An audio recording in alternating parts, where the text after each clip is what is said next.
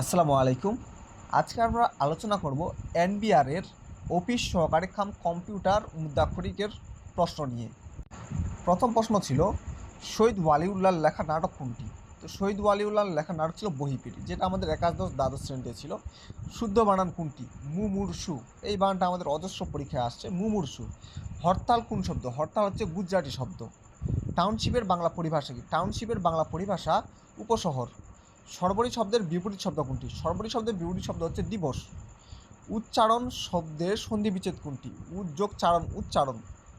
যাযাবর কার ছদ্মনাম? যাযাবর হচ্ছে বিনয় কৃষ্ণ মুখোপাধ্যায়। বাংলা ভাষায় প্রকাশিত প্রথম দৈনিক পত্রিকা কি? সংবাদ প্রভাকর। তপবন কোন সমাস? তপবন হচ্ছে চতুর্থী তৎপুরুষ সমাস। ওকে, এরপরের প্রশ্ন, বাবাকে বড্ড ভয় পাই। এখানে বাবাকে শব্দটি কোন কারকে কোন বিভক্তি? অপাদানের দ্বিতীয়। আমরা জানি যে যদি কোনো ভয় ভীতি, ঠিক আছে, বা চ্যুত বিচ্যুত বোঝায় তাহলে সেটা অপাদান কারক হয়। আর যেহেতু এখানে বাবাকে কে রে, এখানে আমাদের দ্বিতীয় বিভক্তি। ওকে, পান করার যোগ্য, পেয়। সমভিব্যাহারে শব্দটির অর্থ কী? একযোগে। কোনটি নিত্যবিত্ত অতীতের উদাহরণ?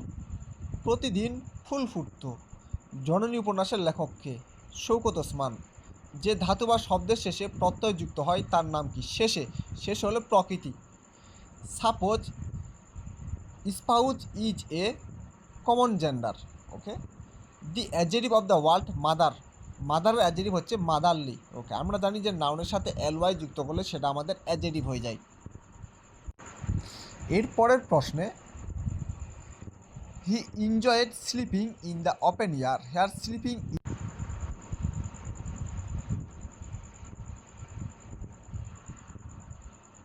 ওকে, এরপরে আসি, which of the following sentence is correct. এখানে আমাদের সঠিক শব্দ কোন বাক্যটা সঠিক? One of my friends is lawyer. সঠিক উত্তর হবে one of my friends is lawyer.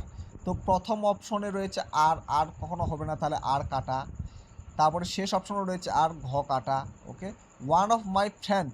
তো one of my friend S বা ইয়েস না যুক্ত হওয়ার কারণে এটা আমাদের ভুল উত্তর। তাহলে সঠিক উত্তর হচ্ছে one of my friends is a lawyer. সঠিক উত্তর হচ্ছে one of my friends is a lawyer. Okay, the antonym of honorary is. তাহলে এইটার হচ্ছে বিপরীত শব্দ কী হবে? Paid. How many total types of tense. তাহলে টেন্স কত প্রকার? টোটাল কত প্রকার?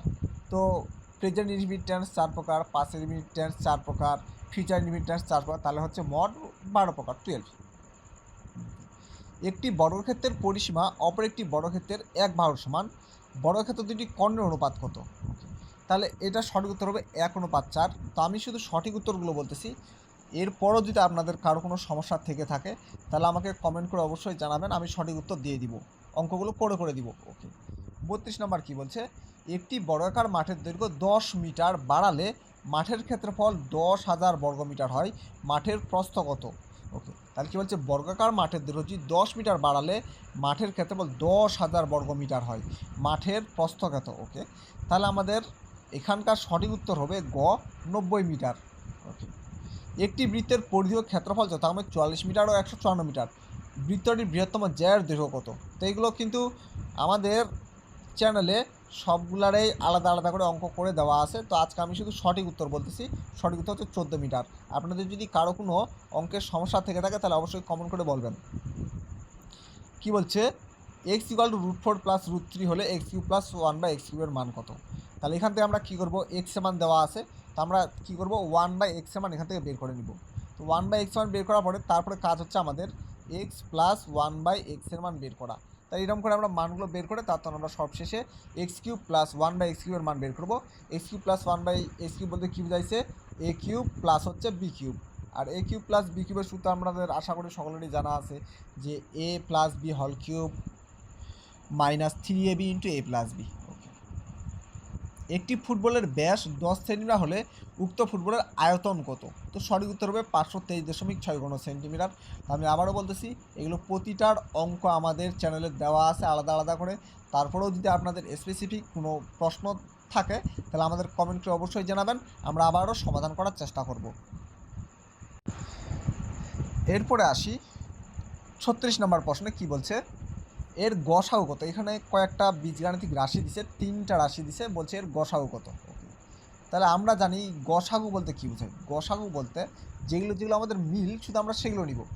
প্রথমে আমরা কেবল সংখ্যাগুলোর গসাগু করবো, যে 9, 12, 15, 9, 12, 15 এর প্রথমে আমরা গসাগু করলাম। তাও তখন আমরা বের করবো এখন চলকগুলার গসাগু, যেমন a cube, a square, a। তো এখানে সবচেয়ে যেটাতে কম থাকবে সেটা হচ্ছে এর গসাগু। যেমন এখানে এ আছে একটা, এখানে আছে দুইটা, এখানে আছে তিনটা, তাহলে গসাগু কত হবে, গসাগু তখন হবে a। ওকে, তাহলে গসাগুর নিয়ম আশা করা যায় কম বেশি আমরা সকলে জানি, এখানে আমি বিস্তারিত আলোচনা করতেছি না। এটা সঠিক উত্তর হবে 3a স্কোয়ার বিসি। এরপরে আসি, করিম 40 মিটার দৈর্ঘ্য ও 30 মিটার প্রস্থ বিশিষ্ট একটি মাঠে আড়াআড়ি বরাবর হেঁটে মাঠে মাঝ বরাবর গেল, তিনি কত মিটার হাঁটলেন। সঠিক উত্তর হবে 50 মিটার। টাকায় 3টি ও টাকায় 5টি দরে কমলা কিনে টাকায় 4টি দরে বিক্রি করলে শতকরা কত লাভ বা ক্ষতি হবে। সঠিক উত্তর হবে ক্ষতি 6.25%। তাহলে এই অঙ্কটা আমাদের কি বলছে, x square minus 3x plus 1 = 0 হলে x square minus 1/x square মান নির্ণয় করবো। ওকে, এখান থেকে আমরা কী করবো, প্রথমে এক্স প্লাস 1/x এর মান বের করে নিব। তো কীভাবে বের করব, এই মাইনাস 3xকে আমরা ডান পক্ষে নিয়ে চলে যাবো, তাহলে কি থাকবে আমাদের, এক্স স্কোয়ার প্লাস 1 = 3x এই ধরনের থাকবে। এরপরে কাজ আমাদের উভয় পক্ষে আমরা এক্স দ্বারা ভাগ করব। তো উভয় পক্ষে যদি আমরা এক্স দ্বারা ভাগ করি তখন কী হবে, এক্স প্লাস 1/x = 3। ওকে, তাহলে আমাদের কী পাই গেলাম, এক্স প্লাস 1/x = 3 পাই গেলাম। এখন আমরা যদি এই অংশটুতে আমাদের কি বলছে, x square minus 1/x square, তার মানে আমাদের বুঝাইছে এখানে নিশ্চয়ই আছে এক্স প্লাস 1/x ইন্টু হচ্ছে এক্স মাইনাস 1/x, এটা আমাদের দেওয়া আছে। এখন লক্ষণীয় বিষয়, আমরা এক্স প্লাস 1/x এর মান পাইছি, কিন্তু এক্স মাইনাস 1/x এর মান পাইনি।